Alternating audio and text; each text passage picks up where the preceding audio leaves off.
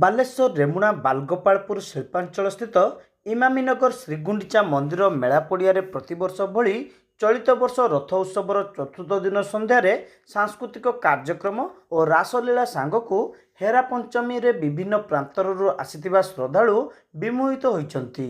ପୂର୍ବ ନିର୍ଦ୍ଧାରିତ କାର୍ଯ୍ୟସୂଚୀ ଅନୁସାରେ ଶ୍ରୀକ୍ଷେତ୍ର ରୀତିନୀତି ମୁତାବକ ପୂଜାର୍ଚ୍ଚନା ମୁଖ୍ୟ ପୂଜକ ପ୍ରଦୀପ୍ତ କୁମାର ମିଶ୍ର ଏବଂ ତାଙ୍କର ସହଯୋଗୀମାନଙ୍କ ଦ୍ୱାରା ସମାପ୍ତ ପରେ 10:30ରୁ 12 ଘଟିକା ତୁଳସୀ ଅଭିଷେକ, 3:30ରୁ 5 ଘଟିକାରେ ଇମାମୀ କଲୋନୀ ସ୍ଥିତ ମହିଳାମାନଙ୍କ ଦ୍ୱାରା ପାରିବାରିକ ସ୍ୱତନ୍ତ୍ର ପୂଜା ଓ ପ୍ରସାଦ ସେବା, 6:30ରୁ 8:30 ପର୍ଯ୍ୟନ୍ତ ସୁଦୂର ବୃନ୍ଦାବନରୁ ପ୍ରତିଷ୍ଠିତ ସଂସ୍ଥାର କଳାକାରଙ୍କ ଦ୍ୱାରା ବିଷ୍ଣୁ ଅବତାର ଓ କଳ୍କି ଅବତାର ଚିତ୍ତାକର୍ଷକ ପ୍ରଦର୍ଶନରେ ଉପସ୍ଥିତ ଶ୍ରଦ୍ଧାଳୁ ବେଶ ବିମୋହିତ ହୋଇଥିଲେ। 8:45ରେ ଶୟନ ଆରତୀ ଅନୁଷ୍ଠିତ ହୋଇଥିଲା।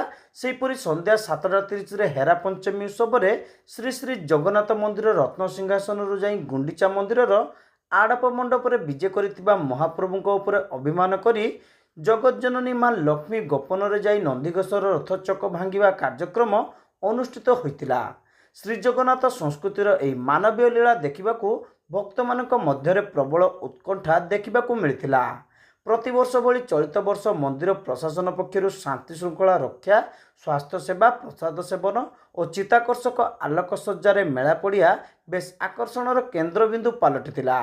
ଏହି ଉତ୍ସବରେ ଇମାମୀ ଗ୍ରୁପର ଅନ୍ୟତମ ନିର୍ଦ୍ଦେଶକ ତଥା ଜଗନ୍ନାଥ ମନ୍ଦିରର ପୃଷ୍ଠପୋଷକ ସୁଶୀଲ ଗୋଏଙ୍କାଙ୍କ ଉପସ୍ଥିତିରେ ସମସ୍ତ କାର୍ଯ୍ୟ ପ୍ରତ୍ୟକ୍ଷ ତତ୍ତ୍ୱାବଧାନରେ କରୁଥିବା ବେଳେ ଇମାମୀ କାଗଜ କଳର କର୍ମକର୍ତ୍ତା, ମନ୍ଦିର ପ୍ରଶାସନର କର୍ମକର୍ତ୍ତାମାନେ ଉପସ୍ଥିତ ରହି ସହଯୋଗ କରିଥିଲେ।